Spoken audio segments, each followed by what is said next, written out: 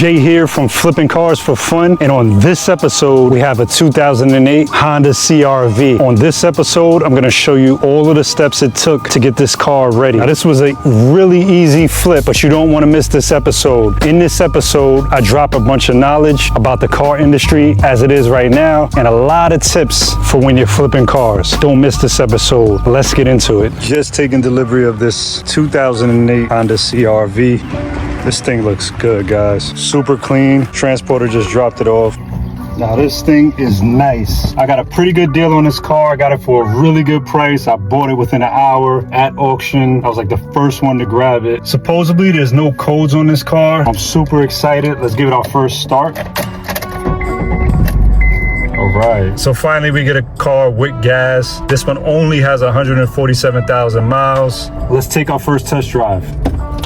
Okay guys, first impression feels really good. The struts, the shocks, the brakes, I'm just amazed. Now this is like a dealer's dream, a car with no codes. The body is good, you know, really no problems. So we got our car home. This thing seems to be perfect. Let's go over it and see exactly what's wrong with it, if there's any problems. From what I know, there's no codes on the car. We're gonna have to check that. Aesthetically, this thing looks great. Check all the tires. Now you can see we have very good tires, very good tread. That's one. Here's 2, 3, same thing. And 4, really good. The body itself looks really good. You know, normal wear and tear. I can see they did a little bit of body work over here. Looks like there was a little bit of paint chips or something like that that they tried to cover up, but they did a good job, a decent job. Let's check out the interior. Now, first impression is really clean. You can see we have the Honda floor mats. Seats are dirty, but this is like normal, you know, these are light gray seats. We got to definitely detail the car. Over here as well, you can see there's some stains, but that's like normal. Somebody has the window open, a little bit of water fell on there, just kind of stained it up a little bit. Check out the back, same thing, clean, just needs to be detailed because it's gray. You can see the seats have stains as well. Passenger side, a little bit of staining. Clean interior. I love that we actually have mats in this car. If you guys have been following, we never have mats and I always got to purchase them. Let's check out the trunk, same thing, needs a nice vacuum. Under the car looks really good, no rust, just an overall clean car. Now you can tell this thing was very well maintained. It only had one owner, which is really good. Now let's scan it and see if the auction was lying. Sometimes in the photos at auction, they'll send you a photo of the scanner that says no codes, and then they don't say if the monitors were complete. And for those of you guys who don't know about monitors being complete, because I get that question all the time, that means that the car just ran all of its computers and it passed. There's no codes after it runs its computers. Let's check it.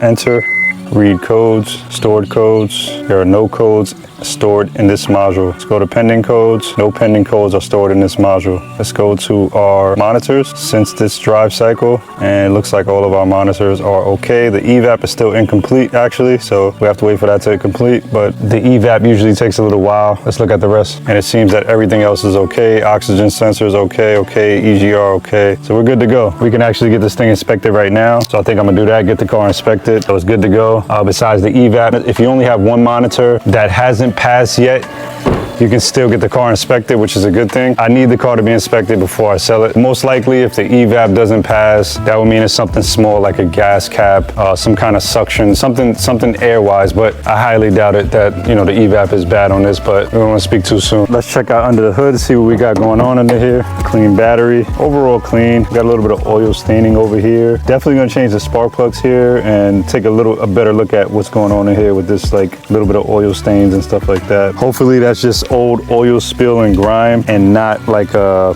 valve cover gasket, because we just don't want to do extra work if we don't have to. But as you guys know on this channel, if I have to, I will. But we're going to change the spark plugs on this thing for sure. Now this car does have 147,000 miles. We are due for oil change because it says your next service mileage is at 147. And I always like to make sure that I change the motor oil when I'm selling somebody a car, because you never know if it's bone dry. You don't want the engine or the transmission to get messed up when you're selling a car. Those are one of the most expensive and costly things you're gonna have to deal with when flipping cars. You know, I had a problem with 2 different engines on Kias. I'll never buy a Kia again, guys. I'm done with those things, even though they're easy to sell. Now, everybody on the channel is like, get Hondas only, get Toyotas only. I understand that, guys. And these are very rare to come by, because just like you said, get Hondas and Toyotas only. That's exactly what everyone is bidding on. So if you're not fast enough, you won't get a Honda or a Toyota. And that's when you're gonna have to deal with American cars and stuff like that. Now, if I can get Hondas all day, I'll just be a Honda seller. simpler, but it's not that easy, guys, as people think, especially at auction. But let's check the oil on this car and just see how it looks.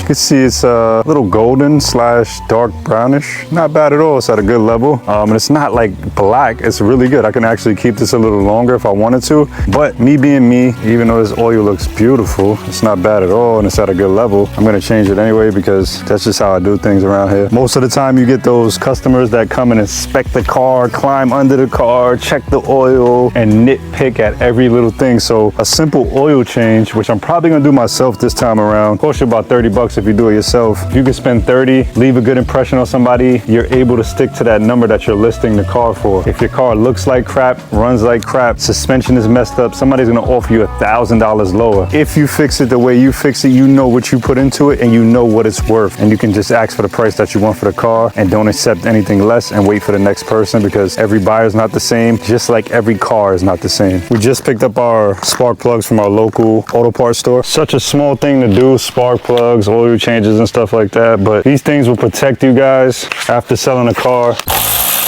You don't want to get misfires or anything like that when you're selling a car. So something as simple as changing spark plugs will save you a lot of time, just overall stress from, you know, customers calling you after the car is doing a misfire and not starting in the morning. Now you got codes on the car, so just take care of things ahead so you can save yourself.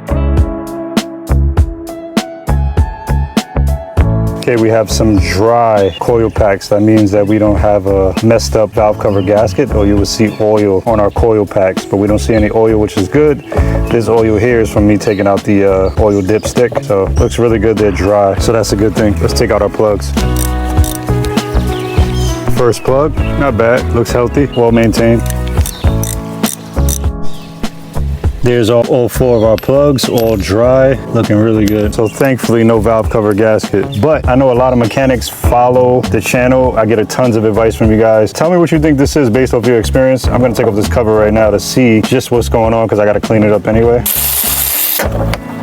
Here's what we got, guys. I don't know. It doesn't look like anything is wrong with it. It looks like over time, just changing the oil, it looks like they spilled it. There's nothing wrong with the valve cover at all. If you look deep in there, there's nothing wrong. There's just up here. That's all you see. You don't see anything wrong with it. It looks like they just over time, the spillage. For all you experienced guys out there, let me know in the comments what that is and if you've seen that before. I really don't see, I usually don't see stuff like that. It just looks like grime. If you ask me, I'm gonna wipe it down a little bit because it's just not a good look to have that there, period. So when somebody's looking under the hood, we don't want them to think something's wrong, you know? Now I'm gonna go ahead and use a brake cleaner for that, clean that oil off right on there.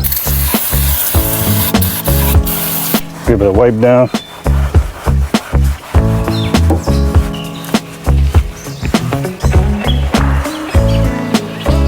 By the way, this is how most car dealers cover up a bad valve cover gasket. They spray it with brake cleaner, carb cleaner. Now, I'm not trying to give you guys any ideas to do that to people, because obviously on this channel, you know we don't do that, because you guys see how we change anything that's wrong with the cars before we sell them. But I just want to let you guys know what most car dealers do to cover up the problems. Don't be that guy. As you can obviously see, I'm not covering anything up. That was just grime. Maybe it's over the years of just like an oil just falling in between these cracks, but I just don't want it to look like that.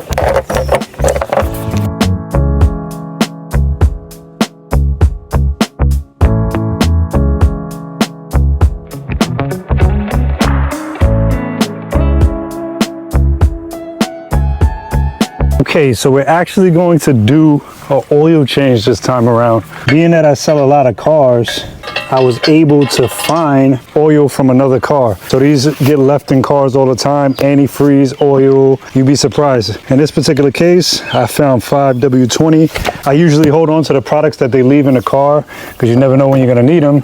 So I figured, why not save some money? Instead of getting the oil change, I could do it myself. We're gonna take off our top so we can get more flow when we take the screw off at the bottom. So here's what we got. We got a screw right here. Okay, I'm gonna knock that screw out, and then we also have our filter right here. So we got our filter, our screw, got our oil pan. Gonna break that screw right now. There she goes. All right, get your pan under there, let your screw come off. That oil is gonna come shooting out. For you guys that never did oil change yourself. There you go. All right, we're gonna let that drain. You got your screw. Sometimes you can change these things, you know. Sometimes you might not need to. In this case, this one looks good. That oil is a lot darker than I thought it was. So while I'm under here, I'm gonna go ahead and get this filter. Should be able to do it by hand, and I got it. And you put your pan under that as well, because some oil is going to come out from the filter as well. There you go. Look at that. Just waiting for this thing to drain fully, and then we should be all set to put the screw back on and change the filter. So we did purchase a Fram filter from Walmart. This is about like $8. I'm just gonna compare the two. They look about the same. I'm gonna take a little bit of oil and put it around the rubber part so this can go up there smooth. I'm glad this filter came off because I couldn't find my filter remover, and I was hoping that I could do it by hand or I was gonna be screwed. All in all, this turned out to be like an $8 oil change, which is really good. So that saves me on the initial investment of the car. So it works out. I'm gonna go ahead and put my screw back in. And this one's obviously gonna have to be tighter. Just tighten the screw. Now I'm sure there's certain torques that need to be on this, but I'm just gonna give it a nice tighten, not too much. It's calling for 5 quarts. We're gonna put our funnel here. We got 5 quarts, dump it in there. It's a very, very simple and effective thing to do when you're flipping cars, guys, because one of the first things that most of the people who always like make a big deal out of used cars, they check the oil. I've had people come over and remove one of the coil packs off the car and all kind of stuff to check the spark plugs. Any of you guys out there that flip cars, let me know below if you ever had somebody that was really picky and just skimmed through the car. If you had a person crawl under the car even. There are some people who just leave no stone unturned. They look at everything. But if you have it together and you know what work you did on the car, then you got nothing to worry about. They can check the car all they want. They can bring their mechanic. I always encourage people to bring their mechanic. It doesn't matter. Simple as that, guys. That's our oil change. Put your top back on, start the car, let it run for a few seconds, and you're good to go. Okay, so we got our spark plugs done, and we also have our oil change done. Let's go ahead and clean this car, detail it, because we want to get it out of here as soon as possible. This is day 2, and we want to get rid of this car. I'm gonna give you guys a little secret. You probably saw it in another video. This stuff is called Awesome. Now you can get this at any Dollar General store. It's probably $1, guys. And this stuff's been around for years. I'm not gonna lie, like every time you spray this on something, it removes the stains. Stuff is great. Watch this. So for this area over here, I'm gonna go ahead and spray it down. So I'm gonna spray that in all the areas that have stains on them. Same thing over here. All those stains, guys. Okay, those areas that you did hit, just wipe them down. And guys, look at the difference. You would think I'm trying to sponsor these guys or something, but honestly, look at the difference. It makes such a big difference. Usually I would use this wheel brush, but I feel like the texture on it is too hard. So I'm gonna try to sub it out with this one right here, which is a lot softer, and I don't feel like it would tear up the seats because, like, again, the texture of those seats worry me a little bit. I feel like this one's a lot safer for the seat. Actually, I don't know. I can see a difference in I can see that I'm tearing up you can see I'm giving it more of looks more like a cotton texture since I went over it. You see, I was right, guys. You see that? Look at that. It gives it more of a cotton texture compared to this one. And all I did was like touch it. I didn't even go hard at it. Little change of plans here. Since we can't scuff up our seats, I'm gonna use some of this Tough Stuff cleaner. So it's an all-purpose cleaner. It's like a foam, and it pretty much cleans seats and carpets and stuff like that. So we're gonna wet vac this out of the seats.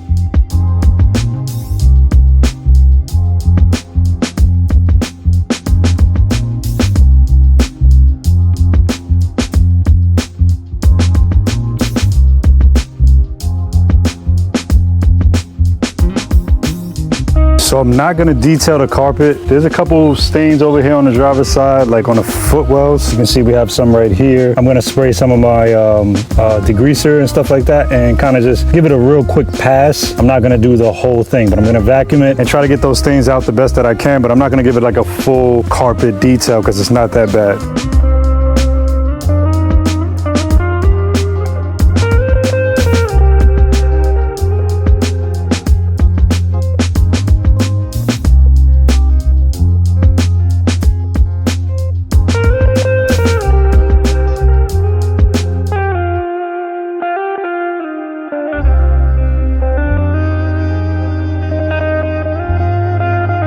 let's go ahead and get the rest of the panels in this car. A lot of people been asking, where do I get my cars? Now, I buy my cars online from dealer-only auctions. I go to sites like ACV, Open Lane. Now, what's happening with the dealer market is no one is buying new cars at all. So most of the trade-ins that dealers are getting are trash. They have tons of codes, body rust, and stuff like that. So what the dealers are doing, they're not selling new cars like that. They're selling a lot of pre-owned cars, which usually would have been the trade-ins for the small dealers like us, and they usually would just concentrate on selling new cars. But if you go to any major dealer right now, you're gonna see that they're actually selling 2018, 2019, 2020 cars, when usually they would have been focusing on 2024s. But the bank's interest rates are so high that people are just not trying to pay over 7%, 8%, 10%, especially if you have bad credit, 20% on a car note. So the banks are not giving out loans like they used to, because technically we're in a recession. So that affects the small dealers like myself. And that's the reason why most of us small dealers are closing down and can't buy cars that have no codes or cars that don't need body work. We're just getting all of the junk from the major dealers because they're keeping the good cars to sell on their lots. So technically it's survival of the fittest for dealers right now. Everybody's scavenging, trying to get a good deal, trying to get a good car. When it was 2020, you were able to find cars like crazy because everybody was buying new cars. Back in 2020, if a car had a code on it, you wouldn't even touch it. Dealers would just buy cars that needed minimal work and were ready to sell, to put on a lot. If you drive past your local dealership now, like your small dealer, you're gonna notice they don't have as many cars in that lot because they can't find them. It's not even that people don't have the money to buy them, they can't find good cars. Here in New York, I've seen many dealers close down because of this, especially if this is what you're doing full-time and for a living. And it's sad. The car market coincides with the real estate market, guys, and this is the truth. When people are making money, they're buying cars, they're buying real estate. So we're gonna go ahead and apply some VRP on our dashboard, all of our plastics, all of our moldings, and get them to shine. So we can't give up, guys. All you guys that are just starting out with flipping cars, it's gonna be hard to find deals. A lot of you guys probably go on Facebook Marketplace, but if you hang in there and hang tight, the car market has to adjust, but only the strong are gonna survive, guys. So hang in there, make the right deals, and try your best to buy your cars smart. Just judge wisely, do your research before you purchase them. Okay guys, let's go over the numbers for this car. Now finally we got an easy flip. If you guys watched my previous video with the Scion XD, I went through so much. If you haven't checked that video out, go ahead and click that. I think I deserve this flip right here with everything that I went through on the last one. But let's go over the numbers now. All in, this car was shipped to my lot for $4,100. That was the purchase price with the shipping. We went ahead and we got the car inspected for 50 bucks. Now all I had to do was buy an oil filter for 8 bucks because I already had oil laying around from my previous cars. And we went ahead and got spark plugs for 19 bucks, bringing us to a grand total of $4,169 all into the car. Now I'm gonna go ahead and sell this thing for $6,600. I already have a potential buyer who wants it. That's bringing us to a grand total of $2,431 for basically no work, guys. Now some flips are gonna be like this and some aren't. If you guys do like this video, like, comment, and subscribe. I have so much more videos coming. I will talk to you guys soon. Leave a comment below. Let me know what you think about this flip.